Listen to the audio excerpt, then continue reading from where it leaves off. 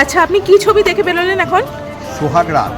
আচ্ছা, কেমন লেগেছে ছবিটার সম্বন্ধে যদি কিছু বলেন? আমি একসময় অঞ্জন চৌধুরীর অনেক বই দেখেছি আমি, তো নবাব আব্বাজান, তো যাই হোক আমি শত্রু, তো অনেকদিন বাদে মানে অঞ্জন চৌধুরীর ঘরানার একটা বই দেখলাম।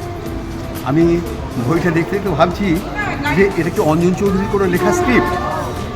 মানে এত সুন্দর হয়েছে, এত সুন্দর। প্রত্যেকটি ছেলে, নতুন ছেলে অনেককে দেখলাম, যারা ছেলে মেয়ে সবাই অভিনয় করছে অনবদ্য।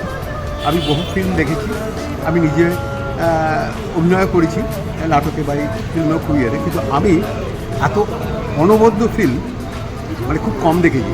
যতগুলো আমি ভালো ভালো ফিল্ম দেখেছি তারপর আজকে সোহাগ রাত, তারপর দেখ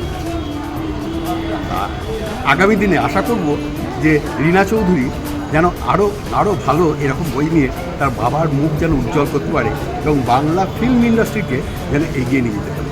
এই আমি ভগবানের কাছে কামনা, এই অবধি বলতে পারি।